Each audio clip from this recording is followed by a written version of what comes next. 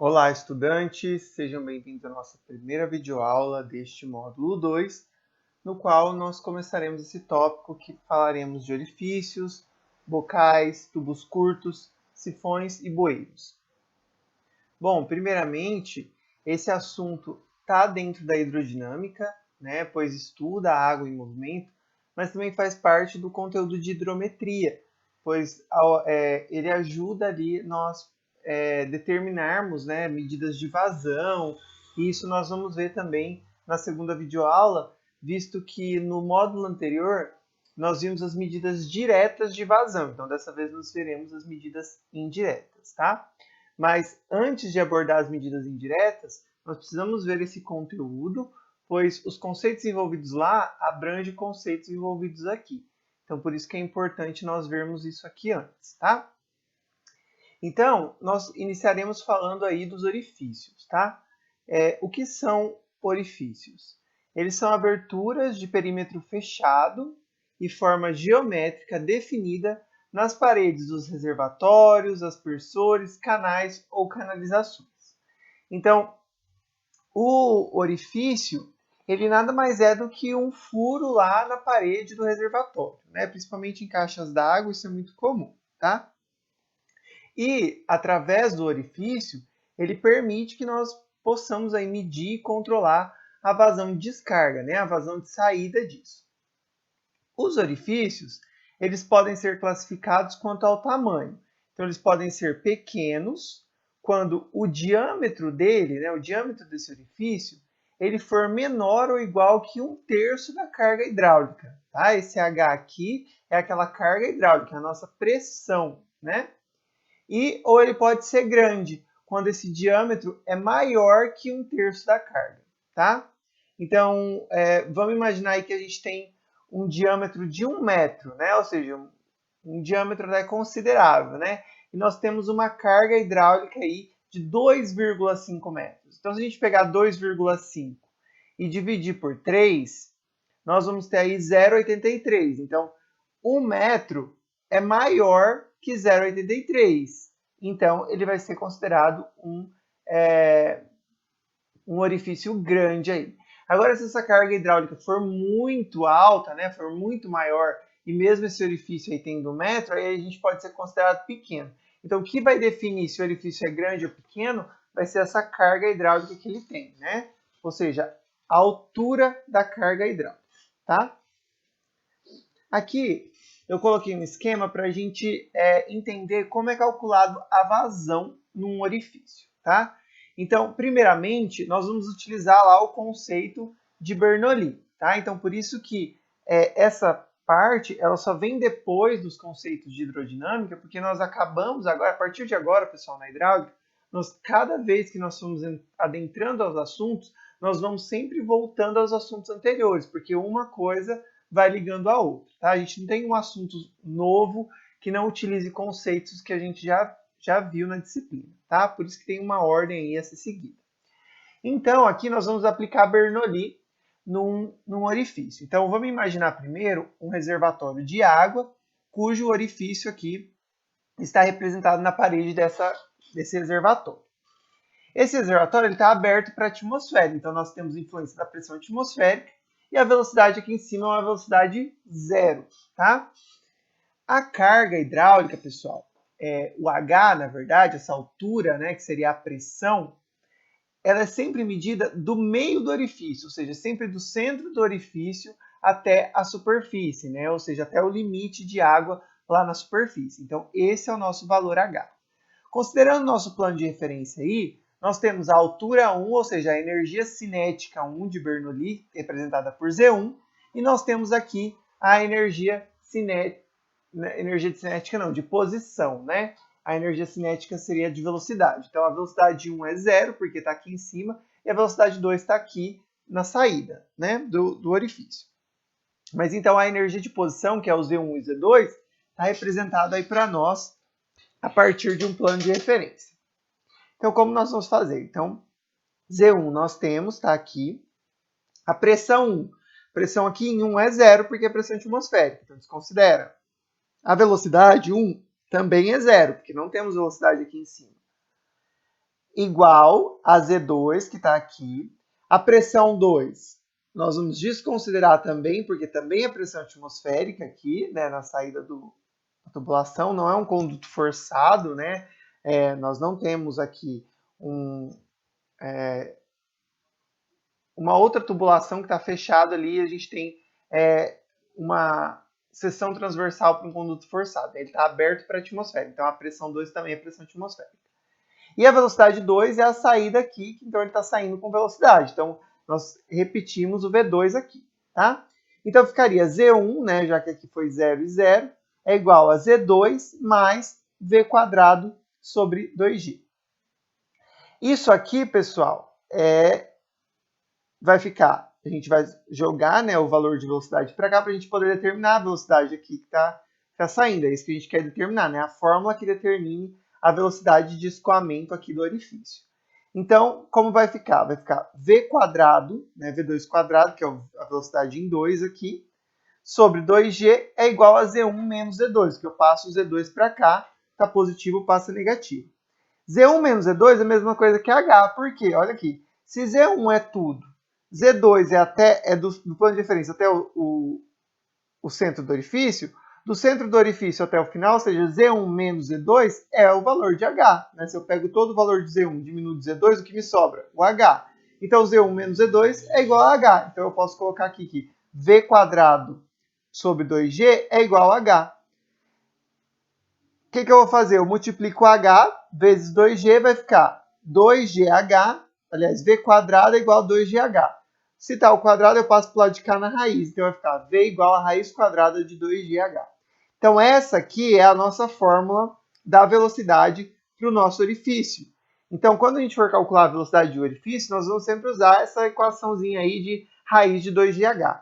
Onde 2, né, por causa da fórmula, G, a gravidade, a aceleração da gravidade, e H seria a carga hidráulica, tá? Como que seria a vazão do meu orifício? Bom, se vazão é área vezes velocidade, a minha vazão vai ser área vezes 2GH. Então, essa seria a minha velocidade, a minha vazão, aliás, teórica, né?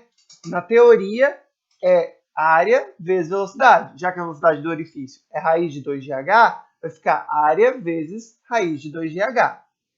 No entanto, na real, a gente precisa de um coeficiente de descarga. E já eu vou explicar por que a gente precisa desse coeficiente. Por causa de uma seção contraída que a gente tem no nosso orifício. Então, na realidade, a nossa fórmula de vazão vai ser coeficiente de descarga vezes área vezes raiz de 2GH. Então, na teoria, seria área vezes velocidade. Só que na real vai ser área vezes a velocidade vezes um coeficiente aí para a gente corrigir esse valor, tá?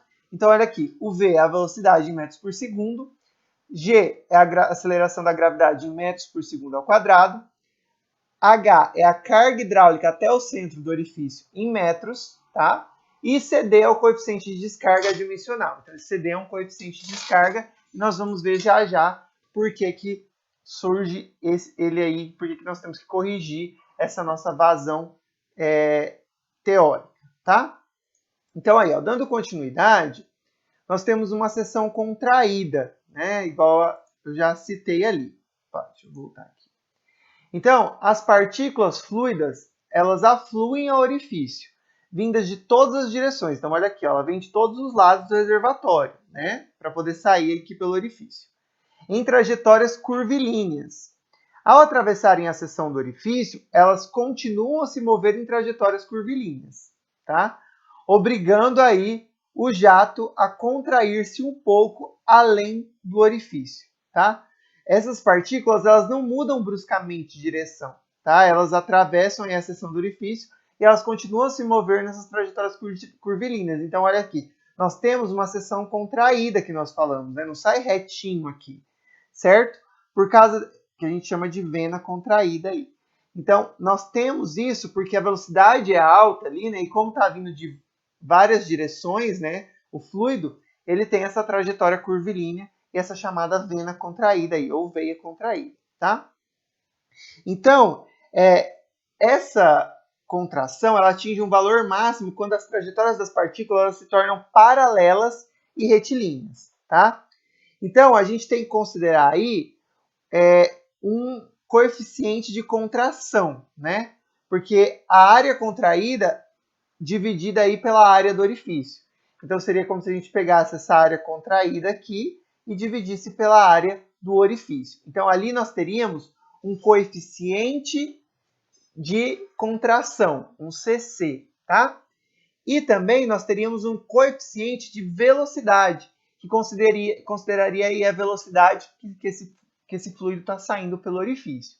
Então, esse CV, que seria o coeficiente de velocidade, ele foi determinado experimentalmente em função dos diâmetros e da carga hidráulica e da forma geométrica do orifício, né? Se eram orifícios quadrados, circulares, então. Isso é determinado experimentalmente. Então, assim, quais são as características do escoamento de um orifício? A carga hidráulica, né? A abertura ou seção do orifício, que seria a área do orifício, e os coeficientes. Então, nós temos aí um coeficiente de descarga. O que seria o coeficiente de descarga? Seria o coeficiente de contração vezes o coeficiente de velocidade. Como eu falei para vocês, o coeficiente de contração, ele considera a área contraída dividido pela área do orifício.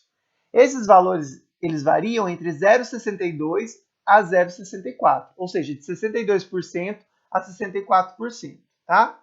Já o coeficiente de velocidade, que ele é determinado experimentalmente, considerando a carga hidráulica, os diâmetros e a forma do orifício, ele varia entre 97% e 98%, ou seja, 0,97 e 0,98, tá? Então, o nosso CD, o nosso valor do nosso coeficiente de descarga, que é o que nós utilizamos lá para corrigir a nossa vazão de um orifício, ele é dado aí como o coeficiente de contração vezes o coeficiente de velocidade. Então, olha aqui um exemplo para entender. Determine o coeficiente de descarga, que é o CD, para um orifício cujo coeficiente de velocidade é de 0,975 e o coeficiente de contração é de 0,63. Então, o meu coeficiente de descarga vai ser o quê? O de contração, né, que está aqui, 0,63, vezes o de velocidade, que é 0,975. Então, multiplicando um pelo outro, o meu coeficiente de descarga equivale aí a 0,6142. Então, quando eu for determinar a vazão de um orifício, eu tenho que saber a área do orifício, a carga hidráulica, né? Então, eu preciso saber da área para calcular aquela vazão. Eu vou até colocar aqui a formulinha para a gente comparar, olha só. Então, essa é a forma da nossa vazão real que nós vamos utilizar para calcular. Então, para isso, nós vamos utilizar a área, né, que está aqui, abertura ou seção, a carga hidráulica, que até o centro do orifício, né? E também o CD, que é o nosso coeficiente de descarga, que é o quê? Que é o coeficiente de contração vezes o coeficiente de velocidade, tá? Então, isso aqui é a nossa vazão do orifício. É assim que nós determinamos vazão no nosso orifício, tá? Do orifício aí, do reservatório, da caixa d'água, do que seja, tá bem? Então, é aqui que a gente vai utilizar. E, claro, a aceleração da gravidade nós já sabemos que é igual a 9,81. Aqui eu coloquei algumas imagens só para a gente ver, dois orifícios distintos. Aqui, esse aqui de caixa d'água e esse aqui de também um outro orifício menorzinho, né? Esse é um pouco maior aqui.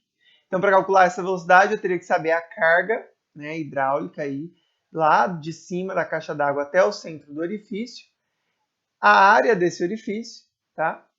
E também o CD, o coeficiente de descarga dele, tá bem? Então é isso que a gente precisaria saber. Mesma coisa para esse outro aqui. Dando continuidade, nós ainda temos outros tipos de classificação para esses orifícios. Além do tamanho, né, que ele pode ser grande ou pequeno, nós também temos aí a classificação quanto à forma geométrica, porque ele pode ser retangular, ele pode ser circular, ele pode ser triangular. Os mais comuns que nós temos é o circular, tá? Mas pode aparecer orifícios aí de outras formas geométricas, tá?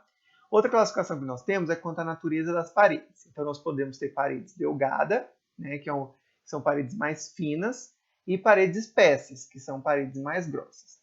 Aí, para isso, a gente tem um comportamento diferente do fluido que está saindo desse orifício, dependendo da parede aí do reservatório.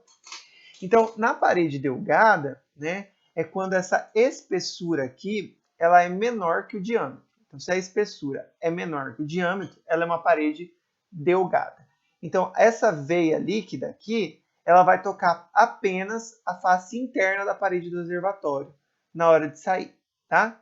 Agora, se a nossa espessura for maior ou igual que o nosso diâmetro, aí nesse caso a veia líquida ela toca quase toda a parede do reservatório, tá? Esse caso aqui vai ser enquadrado também no estudo dos bocais, tá?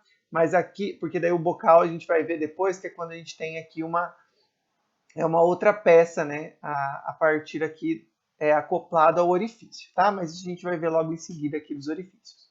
Mas então, assim, essa classificação pode ser também em função da parede, ou parede delgada ou parede espessa do reservatório, tá? Então, quando essa espessura for menor que o diâmetro, é parede delgada. Quando essa espessura for maior ou igual ao diâmetro, é uma parede espessa. E o comportamento do fluido que sai também varia, tá? Outra classificação que nós temos, pessoal, é quanto ao tipo de escoamento, tá? Então, nós podemos ter o escoamento livre para a atmosfera, que foi aquele que nós demonstramos lá em cima, mas ele pode ser de dois comportamentos diferentes, porque ele pode ser tanto para um orifício pequeno, né, que é aquela forma que eu mostrei, que nós já vimos lá, então ela se enquadra em orifícios pequenos, porque a carga hidráulica vai da superfície até o centro do orifício, isso para orifícios pequenos.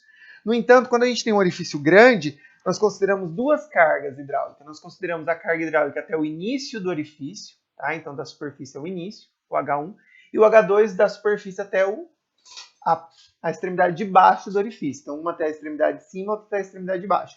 E a fórmula também muda. Aí nós temos que considerar 2/3 vezes o coeficiente de carga, vezes a área desse orifício, vezes a raiz de 2GH, vezes esses H1 e H2 aqui, tá?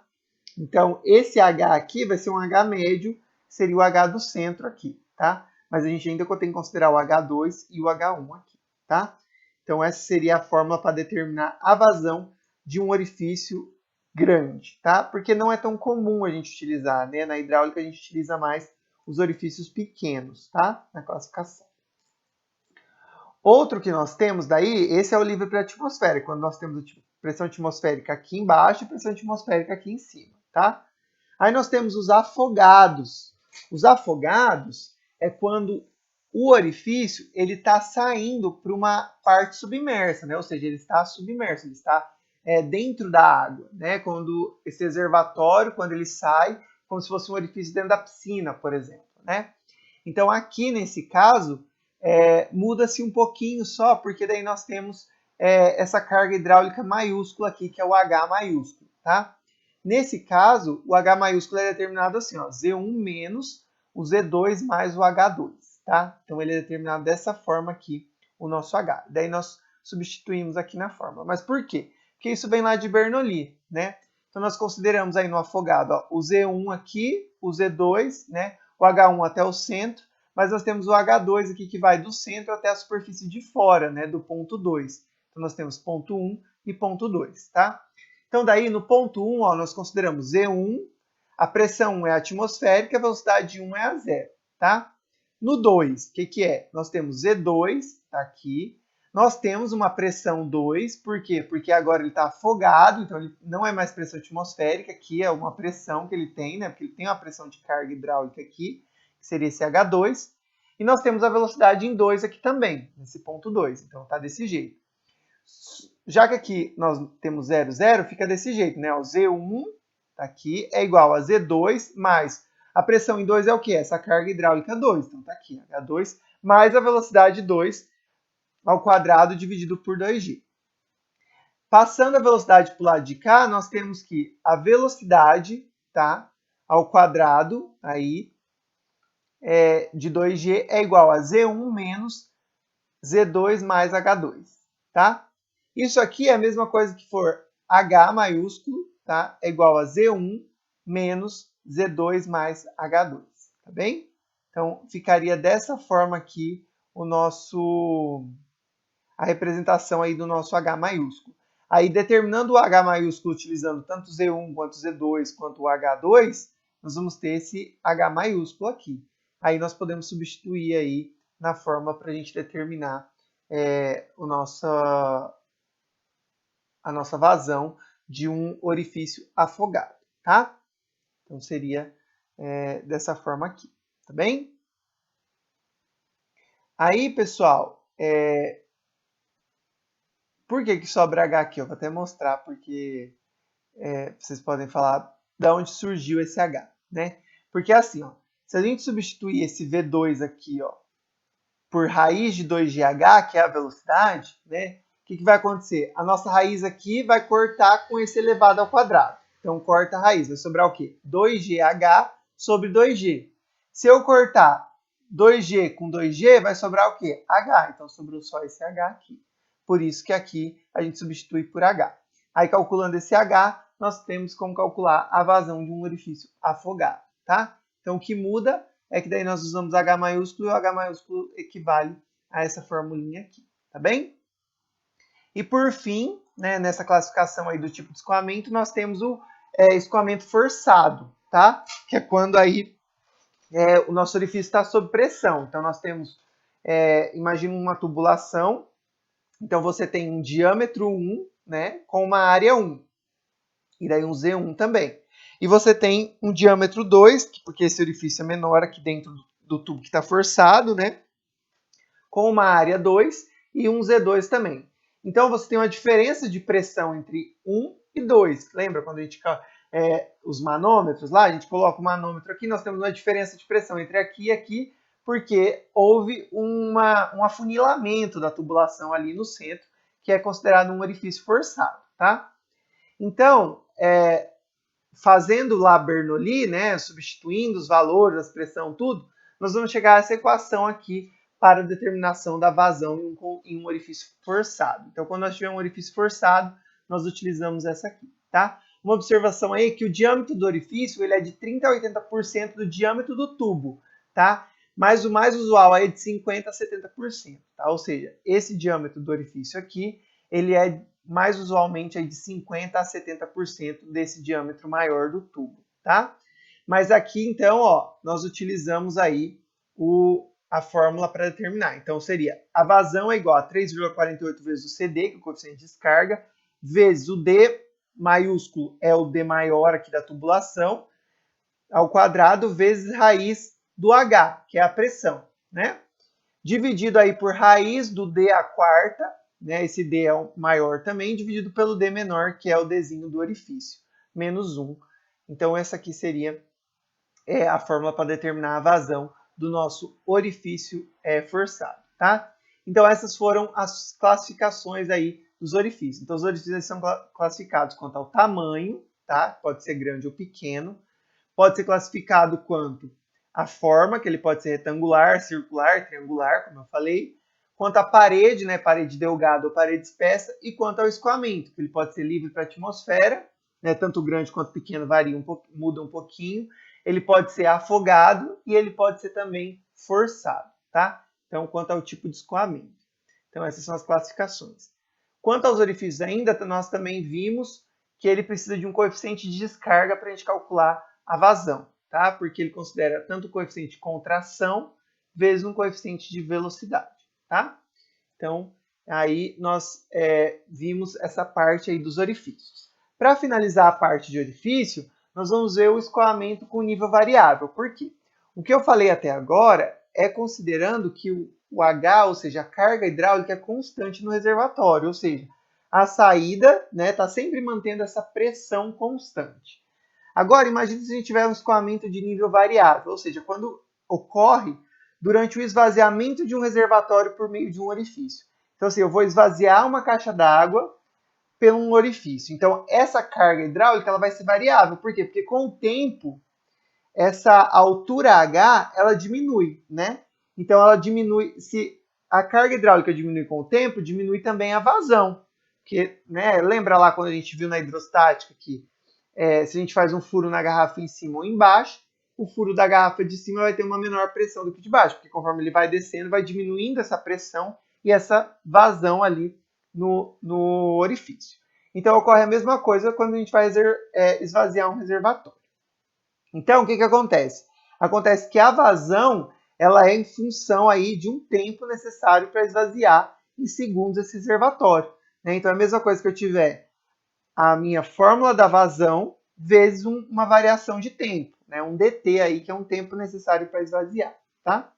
Então, considerando que esse H ele vai baixar, né, a uma altura dH, então vamos imaginar assim que há uma variação dessa altura conforme passa o tempo, né?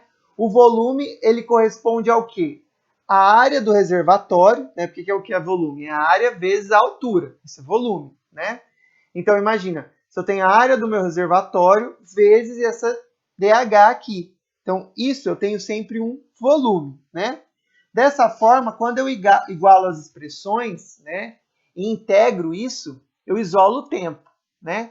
Então eu tenho daí essa equação aqui do tempo, tá? Então, qual o tempo necessário para eu esvaziar determinado reservatório? Aí eu vou ver aqui, ó. Vai ser essa forma aqui, 2 vezes a área do reservatório dividido pelo coeficiente de descarga vezes a área do orifício. Então esse Azinho aqui é o A do orifício, vezes raiz de 2 vezes a gravidade, que multiplica ainda a raiz da carga hidráulica, tá? Então esse vai ser o tempo que eu vou levar para esvaziar o meu reservatório. Então eu consigo determinar esse tempo, tá? Então imagina ali, no tempo tal, qual vai ser a vazão? Aí eu coloco aqui, por exemplo, demora lá 1 minuto para esvaziar o meu reservatório. Em 30 segundos, quanto vai estar a vazão? Né? Quando passou 30 segundos. Aí eu consigo determinar aqui. Mas eu vou ter que saber também qual vai ser a carga que está com 30 segundos, tá? Então, assim, pessoal, isso aqui é para quando a gente tem um escoamento de nível variável, tá? Isso é uma equação aproximada para um reservatório pequeno, tá? Isso aqui é um pouco mais complexo, porque você tem uma carga variável conforme passa o tempo, tá? Mas isso aqui é para a gente determinar aí quanto tempo gastaria, por exemplo, para eu esvaziar um reservatório aí com essa carga variável, tá? Então, seria dessa forma aqui. Eu precisaria calcular esse tempo aí em segundos de quanto gastaria, tá bem? Então, isso aqui é para determinar e finalizamos esse assunto de orifícios. Agora, nós vamos ver sobre os bocais, tá? Os bocais, eles são peças tubulares que são adaptadas aos orifícios e servem para dirigir o jato. Então, ele é como se fosse ali uma peça, né, que você acopla ao orifício para dar uma direção para esse jato de água aí. Então, nesse caso aqui, ó, seria, né, ele teria esse comprimento aqui, L. Como que eu determino o que é um orifício? Ou o que é um bocal? O bocal ele tem que ter aí 2,5 vezes o diâmetro, tá? Então, o comprimento dele tem que ser até 2,5 o valor do diâmetro desse bocal, tá? Senão ele não é mais considerado bocal, ele vai ser considerado tubo curto, tá? Por isso que o conceito de tubo curto ele vem junto com o conceito de bocal, porque assim, quando você tem um comprimento que ele dá 2,5 vezes o diâmetro, ele é considerado bocal, tá? Por exemplo, ali, eu tenho um comprimento de 2,5 e o meu diâmetro é 1. Então, eu ainda é bocal, porque eu faço 2,5 vezes 1 dá 2,5. Então, ele é um bocal. Agora, se eu tenho um comprimento de 3 metros e o meu bocal, o meu diâmetro é de 1 metro, então 1 vezes 3 dá 3. Então ele já não é mais considerado um bocal, tá? Porque daí o comprimento, ele já não corresponde a essa 2 vezes o diâmetro aí. 2,5 vezes o diâmetro, tá? O coeficiente de descarga que eu utilizo para bocal é de 0,82, tá? Aí nós temos o bocal padrão, que seria esse, né? E o bocal cônico, que é quando a gente teria aqui, é como se isso aqui tivesse acoplado aqui, né? Então você teria o formato cônico aqui. Aí você tem um ângulo, né, para isso. Então geralmente esse ângulo aqui ele é aproximadamente 13 graus aí. E o CD, né, o coeficiente de descarga para esse tipo daí de bocal é de 0,94, tá?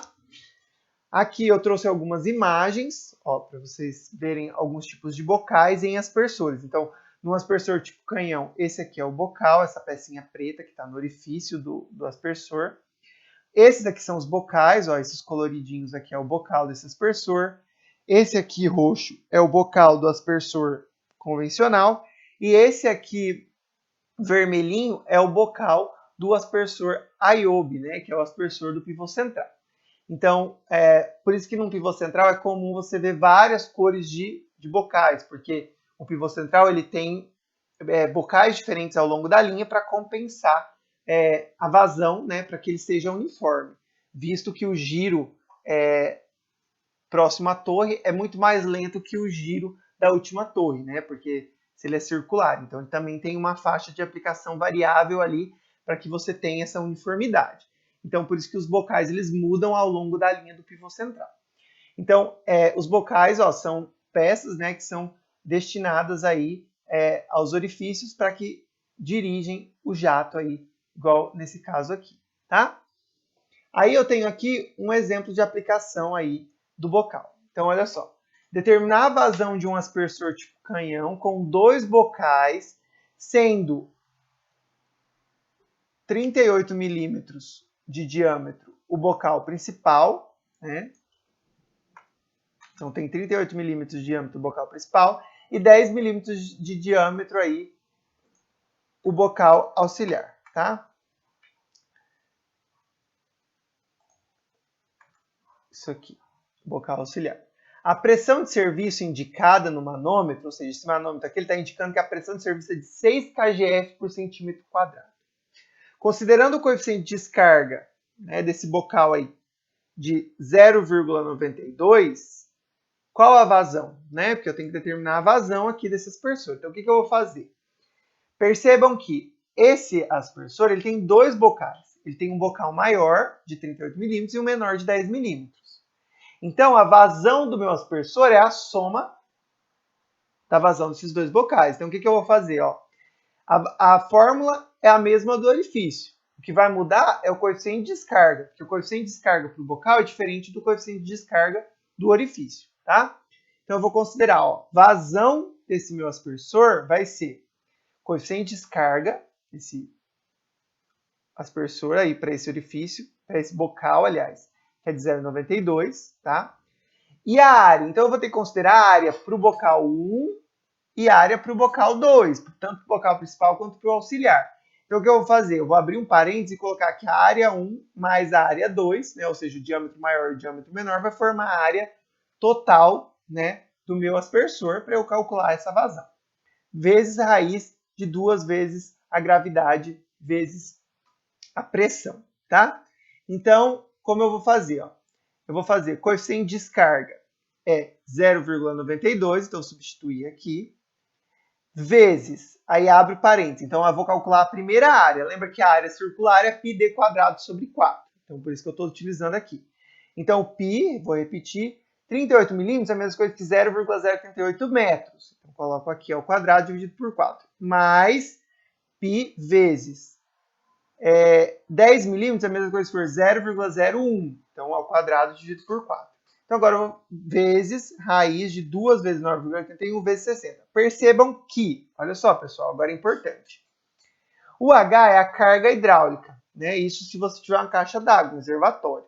Mas no caso de um aspersor, é a pressão que está chegando no aspersor. Essa é a carga hidráulica, essa é a pressão que está chegando no aspersor. Então, ela é de 6 kgf por centímetro quadrado.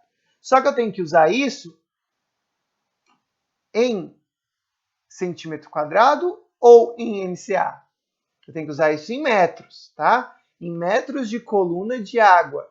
Então, 6 kgf por centímetro quadrado é igual a 60. Por quê? 1 kgf por centímetro quadrado é igual a 10 MCA, tá? Então, 6 vezes 10, 60 MCA. Então, eu vou utilizar aqui 60 MCA, tá bem?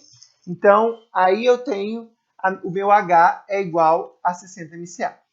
Então, agora eu vou calcular, pessoal. Eu vou fazer aí o cálculo. Vou calcular primeiro as áreas, somar uma com a outra, né? Calcular o que está ali na raiz. E daí vou multiplicando tudo. Multiplico o 0,92 com o valor que deu nas áreas, com o valor que deu da raiz. Então, aí eu vou ter uma vazão de 0,038 metro cúbico por segundo.